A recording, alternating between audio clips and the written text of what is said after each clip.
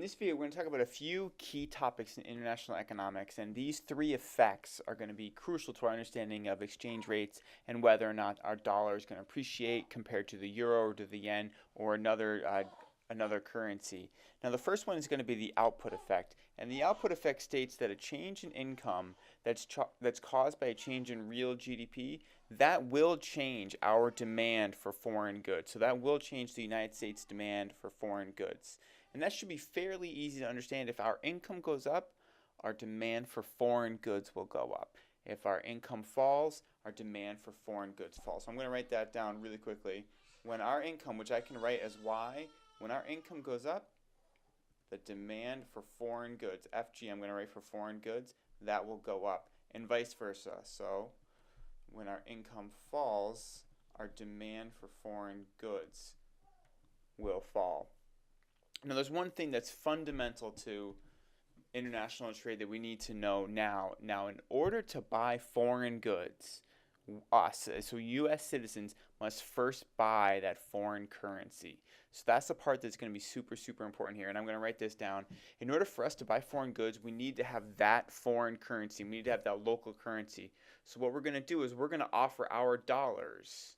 And so the supply of dollars in the international market can change. So that part I want to type because that's going to be important for us to understand. And I'll add that in right here. In order to buy foreign goods,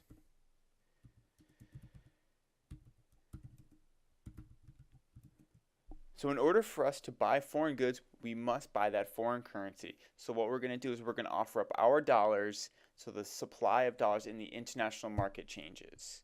And you've seen this probably at airports and when you go to foreign cities where you can go to some kiosk and you can go swap your dollars for euro, or you can swap your dollars for whatever the local currency is. You're in effect buying that local currency. So if you want to buy a coffee in Italy, you're going to need to have the Italian currency or whatever country or economy you're in.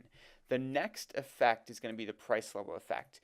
And this is a situation where if you've got changes in relative price levels, that's going to influence the demand for foreign goods, which will then influence the demand for the dollar and the dollar's value. And I want to just make a note really quickly. I'll do this part in green. Here, I'm not using the dollar sign as a shortcut for money. I am actually talking about the United States dollar. So keep that in mind. Now that we're talking about international trade and international economics, I am talking about the dollar and that currency. So please just keep that in mind. So what's going to happen here is if the price levels in the U.S., so I'll just write USPL, if they fall more, and that part's going to be important, more foreigners want our goods. Simply because they're cheaper. I mean, you can think of this in terms of perfect substitutes. Jeans in Russia versus jeans in the United States. If our price levels fall in the United States, the American jeans might be relatively cheaper, so people will buy those goods. This goes back to microeconomics in many ways. So in this case, the demand for the dollar will rise. And so here, this does influence the demand for the dollar. If the price levels in the United States go up, fewer foreigners want to buy U.S. goods.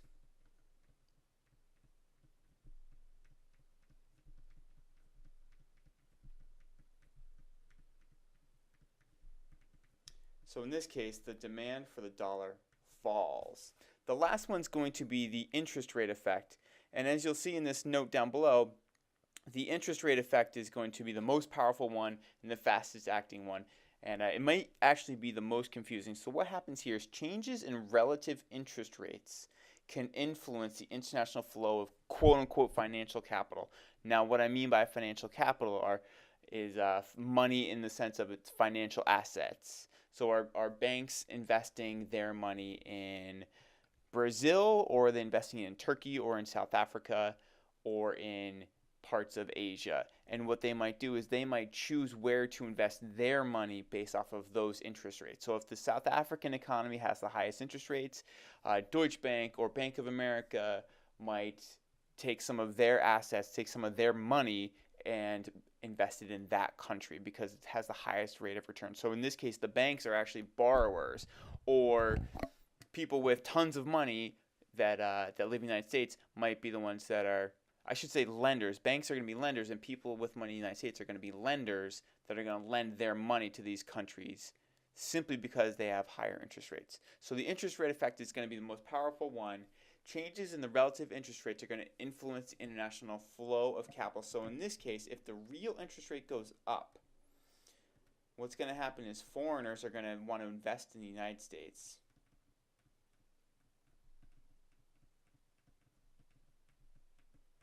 So in this case, the demand for the demand for the dollar is going to increase, which means the value of the dollar is going to increase. Now let me fill in a dollar sign here. If our real interest rate falls, foreigners are not going to invest in the United States. So I'll write this: fewer foreigners.